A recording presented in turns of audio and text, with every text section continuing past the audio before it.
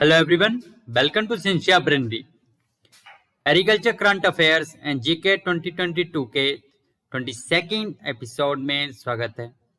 Agriculture current affairs जितने भी episodes हैं ये हमारा 22nd एपिसोड्स है 2022 का। तो ये सभी एपिसोड्स आपके लिए बहुत इंपॉर्टेंट है related to agriculture current affairs. कौन सी नई वैराइटीज डेवलप हो रही हैं, कौन सी नई टेक्निक्स आ रही हैं, कौन सी नई स्कीम्स आ रही हैं रिलेटेड टू एग्रीकल्चर। तो ये जो करंट अफेयर एपिसोड्स हैं ये बहुत इंपॉर्टेंट है आपके कम्पिटिटिव एग्जाम्स के लिए रिलेटेड टू एग्रीकल्चर और हॉर्टिकल्चर। चाहे वो आपका IBPS एग्रीकल्चर फील्ड ऑफिसर का एग्जाम हो, IBPS AFO, ICAR JRF SRF net PhD के एग्जाम हो, या स्टेट के जो agriculture development officer, assistant director of horticulture ASRB AO का एग्जाम होता है, नाबार्ड FCI, ये कोई दूसरी यूनिवर्सिटीज के PhD के एग्जाम होते हैं, तो उनके लिए भी इक्वली इंपॉर्टेंट है।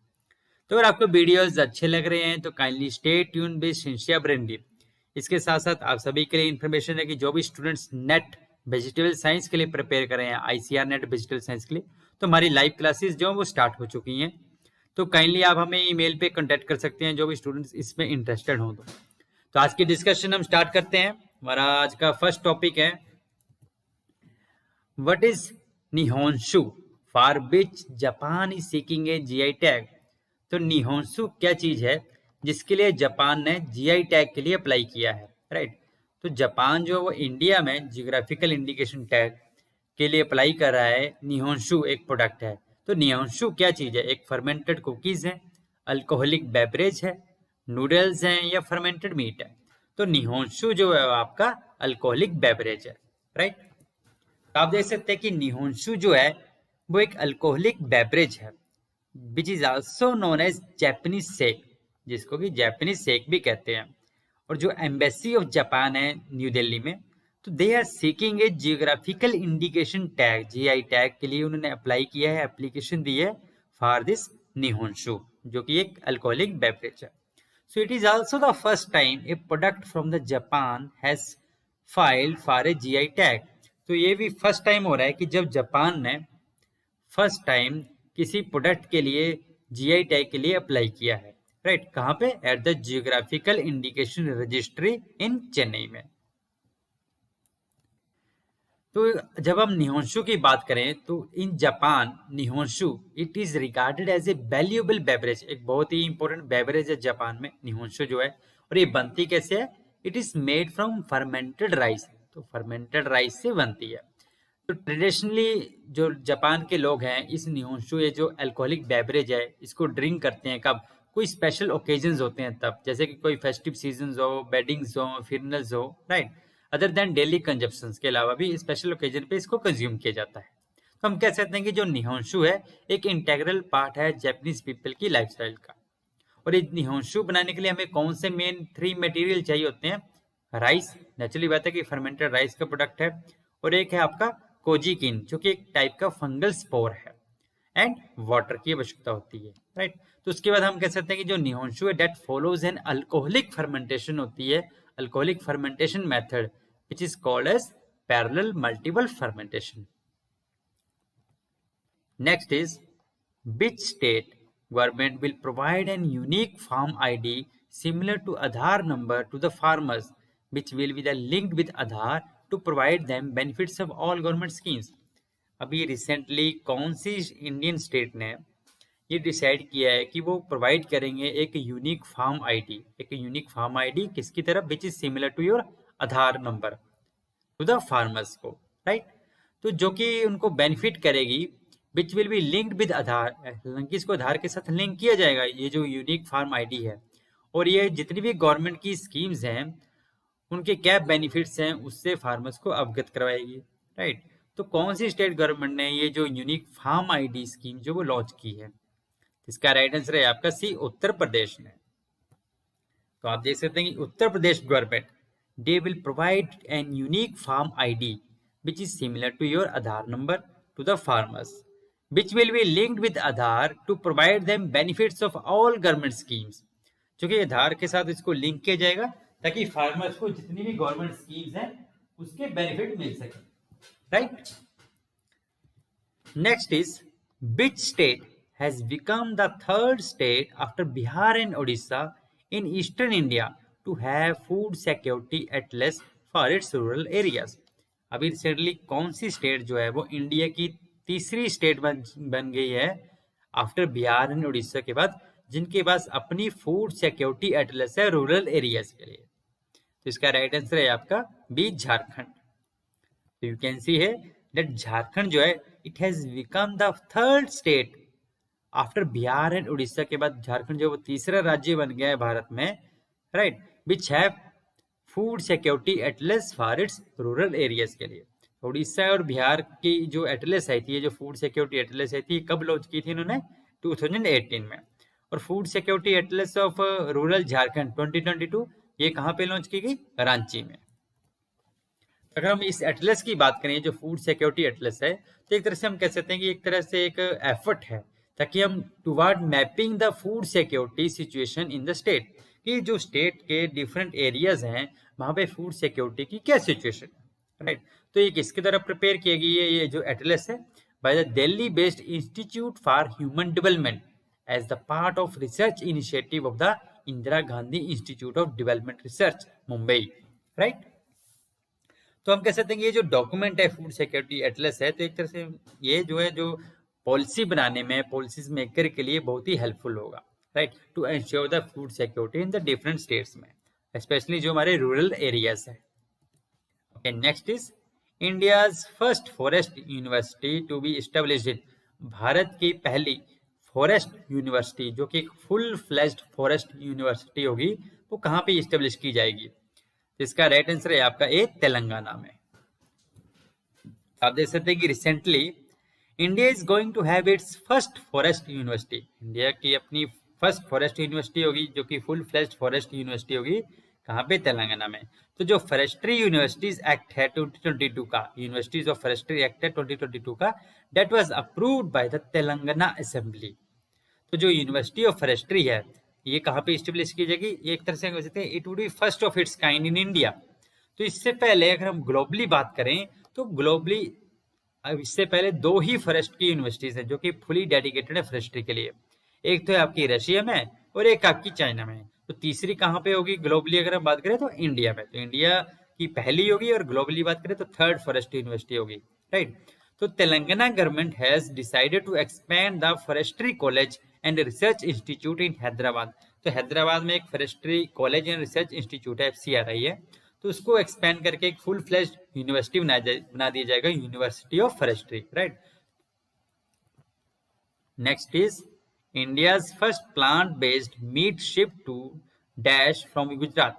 भारत का जो फर्स्ट प्लांट बेस्ड मीट का कंसाइनमेंट है तो कौन सी कंट्री को एक्सपोर्ट किया गया है? कहां से? गुजरात से। तो इसका राइट आंसर है आपका सी, USA। You can see here that Apida has announced that Greenest जो कि एक leading plant protein food brand है, तो जो ग्रीनेस्ट जो कि एक leading plant protein food brand है, तो उन्होंने शिफ्ट किया है इंडिया का भारत का पहला प्लांट बेस्ड मीट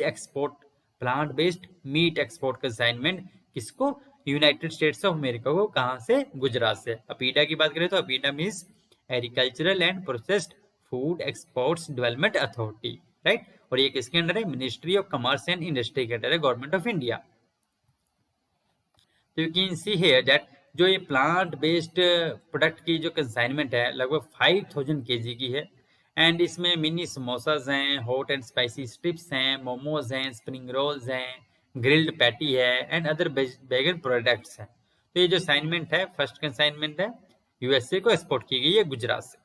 अगर हम ग्रीनेस्ट की बात करें तो ये इंडिया की Pioneer plant based protein products company है, ब्रांड है, राइट। एंड इसको डिफरेंट जो आपके इन्वेस्टर्स हैं वो सपोर्ट करते हैं, जैसे कि बेटर वाइट वेंचर्स हैं, एक जो कि एक New Zealand based dedicated ALT protein VC fund है, मैग्नेटिक एंड साचिन मदन है जो कि former chief executive of ITC के फ्रोजन स्नैक्स बिजनेस के, राइट।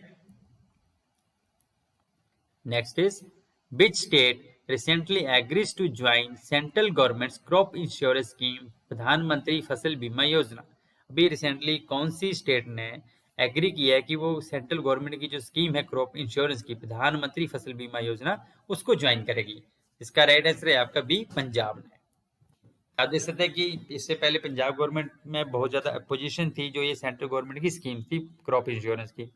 तो after years of opposition Punjab की अभी आपको पता है आम आदमी पार्टी है, तो Punjab Aam Aadmi Party government they have finally given approval to Pradhan Mantri Fasal बीमा योजना के लिए उन्होंने फाइनल अप्रूवल दे दिया है पंजाब में, राइट। तो आप देखते हैं कंसिक्यूटिवली जो लगातार पिछले 2 साल में जो पंजाब के फार्मर्स थे वो लॉसेस फेस कर रहे थे। उनका जो क्रॉप थी तो फेलियर हो जा रही थी, क्रॉप फेलियर हो रहा था क्योंकि अनफेवरेबल वेदर की वजह से, जिसकी वजह से क्या हो रहा था, पेस्ट अटैक हो रहा था। जैसे कि अगर बात करें तो व्हाइट गोल्ड है, कौन सा, कॉटन, कॉटन को क्या बोलते हैं, व्हाइट गोल्ड बोलते हैं, जिसमें कि आप देख सकते हैं कि लगभग पेस्ट अटैक देखने को मिल रहा था कॉटन में भी, डिफरेंट इंसेक्ट्स का। And that require the ruling dispensation to pay about 1500 crores in compensation to paddy and cotton farmer. तो जो पैडी एंड कॉटन फार्मर हैं जिनका कि अनफेवरेबल वेदर में जो पेस्ट अटैक हुआ उसकी वजह से जो लॉस हुआ, तो उसको कंपनसेट करने के लिए उनको कितना पे करना पड़ेगा, 1500 crores।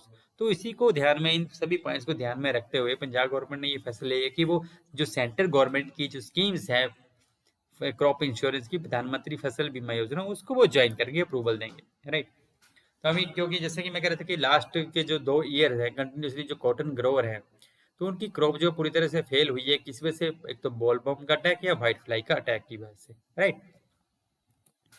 Okay, next is the new hybrids by the university of agriculture sciences Bangalore, US Bangalore के द्वारा नए हाइब्रिड डेवलप किए गए हैं। कौन कौन से, MH14-138 एंड MH15-84।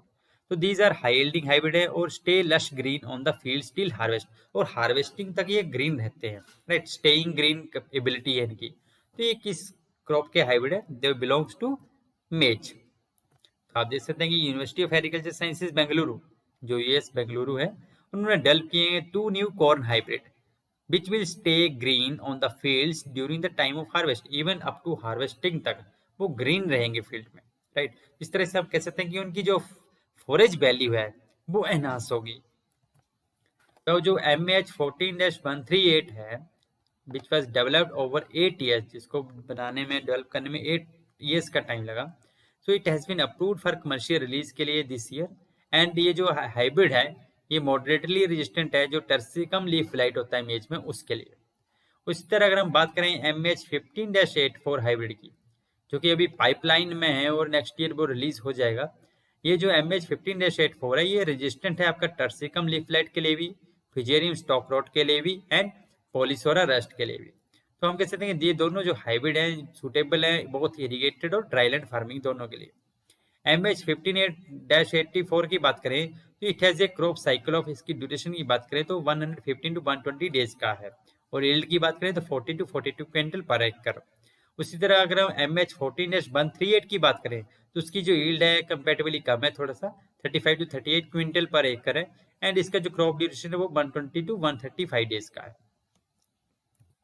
सो आज का जीके टूडिस के जो मेन पॉइंट है वो क्या है, तो महिंद्रा ग्रुप ने अभी रिसेंटली MOU साइन किया है with Bill and Melinda Gates की जो फाउंडेशन है, किस चीज के लिए, to support the women's economic empowerment in India, right. Next point है, यूनाइटेड नेशंस ने रिसेंटली अनाउंस किया है एक न्यू सैटेलाइट बेस्ड सिस्टम ताकि वो डिटेक्ट कर सके मीथेन एमिशन को, to detect the methane emission, and they can enable governments and businesses to react as part of global effort to slow climate change by tackling greenhouse gas, और ताकि वो जो different countries की government है उनको वो empower कर सकें, उनको डेटा प्रोवाइड करा सकें कि कैसे जो ग्रीन हाउस गैसेज हैं उनको टैकल करना है ताकि हम जो क्लाइमेट चेंज है उसको स्लो डाउन कर सकें, राइट। तो जो पोटेंट ग्रीन हाउस गैस है मीथेन जो है, it is responsible for at least 25% of global warming. तो जो 25% ग्लोबल वार्मिंग है वो मीथेन की वजह से होती है। तो according to intergovernmental panel on the climate change to stay within the 1.5 degree Celsius temperature limit by 2030, अगर हमें 2030 तक जो टेम्परेचर लिमिट है हमने रखी है 1.5 डिग्री सेल्सियस का टारगेट रखा है, अगर हमें उसको पूरा करना है तो हमें मीथेन एमिशन को रिड्यूस करना होगा बाय 30% एटलीस्ट। तो देख सकते हैं कि मीथेन का कितना ज्यादा रोल है ग्लोबल वार्मिंग में।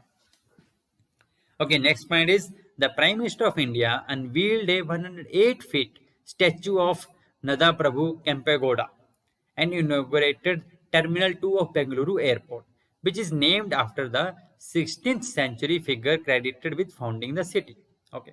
तभी recently prime minister of India Shri Narendra Modi ने उन्होंने 108 फीट 108 फीट ऊंची जो है वो स्टैचू जो है उसको इनोग्रेट किया है, अनवील किया है। किसका? नदा प्रभु केम्पेगौड़ा का।